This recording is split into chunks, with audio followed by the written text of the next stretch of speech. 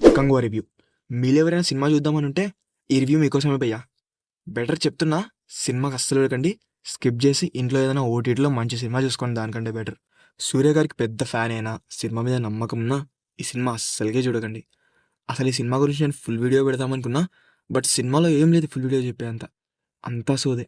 అసలు ఈ సినిమాలో చెప్దామంటే పాజిటివ్స్ కూడా పెద్దగా గుర్తు రావట్లే. అక్కడ ఒకటి రెండు ఉన్నాయిలేండి, బట్ ఓవరాల్గా చూసుకుంటే ఈ సినిమా ఒక పెద్ద పెద్ద రాడ్. ఇంత రాడ్ ఏంటంటే ఎస్పెషల్లీ స్టోరీ భయ్యా, అస్సలంటే అస్సలు బాగా రాసుకోలేదు. మెయిన్లీ ఆ యంగ్ ఏజ్లో ఉన్న క్యారెక్టరైజేషన్ అయితే మరీ వరెస్ట్ ఉండే, అండ్ స్టోరీ టెల్లింగ్ కూడా చాలా బోరింగ్గా ఉండే.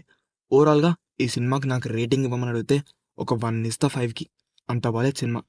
అండ్ తెలుగులో చూడాలనుకుంటే అస్సలంటే అస్సలు డేర్ చేయకండి. ఆ డబ్బింగ్ అయితే అస్సలు తట్టుకోలేదు థియేటర్లో. ఇంకా సినిమా 3Dలో కూడా ఉంచారు. అసలు 3Dలో ఎందుకు తీశారో నాకు అర్థం కావట్లేదు. దానికో డబ్బులు బొక్క. ఓవరాల్గా చెప్పేది ఏంటంటే ఈ సినిమాని స్కిప్ చేస్తే అందరికీ బెటర్.